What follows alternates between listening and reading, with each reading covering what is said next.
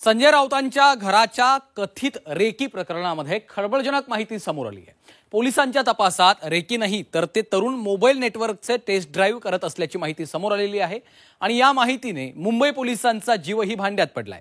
तर भाजपने ही माहिती बाहेर आल्यानंतर संजय राऊतांची फिरकी घेतली आहे। पाहूयात। संजय राऊतांच्या भांडूपच्या घराची 2 तरुणांनी रेकी केल्याचा आरोप करण्यात आला होता। या संदर्भात एक व्हिडिओ सुद्धा समोर आला। बाबा सिद्दीकी हत्येच्या पार्श्वभूमीवर पोलिसांनी हे प्रकरण अधिक गांभीर्याने घेतलं होतं। मुंबई पोलिसांनी राऊतांच्या घराबाहेर बाईकवर आलेल्या संशयितांचा माग काढला आणि या तपासात रंजक माहिती समोर आली। राऊत यांच्या घराबाहेर आलेले 2 जण हे एका मोबाईल कंपनीचे कर्मचारी असल्याचं तपासात स्पष्ट झाले।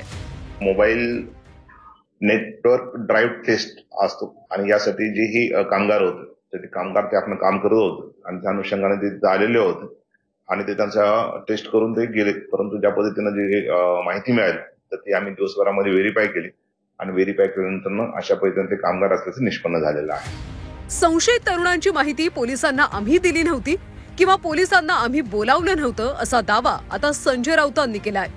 मी नव्हतो तिकडे, संशयास्पदरित्या काही लोक फिरत होते, पोलीस आले, त्यांनी काही तपास केला असेल। संशयास्पदरित्या काही लोक फिरतात, कुठे फिरतात, पाठलाग करतात। पोलिसांना आम्ही नव्हतो बोलवलं, पोलीस स्वतः आले असते। राऊतांच्या बंगल्याजवळचे बाईक स्वार कुणी गँगस्टर नसून मोबाईल कर्मचारी असल्याचं स्पष्ट झाल्यानंतर नितेश राणेंनी त्यांच्या स्टाईलनं राऊतांची फिरकी घेतलीये। संजय राजाराम राऊतच्या घरच्या कोणीतरी रेकी केली। आता मला पहिल्यांदा अनुभव आहे की मच्छर मारण्यासाठी पण रेकी करायला लागते।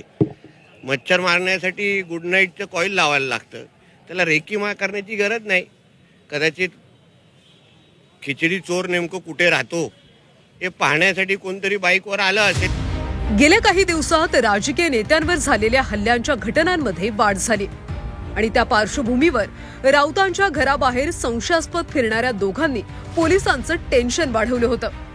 पण आता तो रेकीचा प्रकार नसल्याचं स्पष्ट झाल्यानंतर पोलिसांचा जीव भांड्यात पडलाय।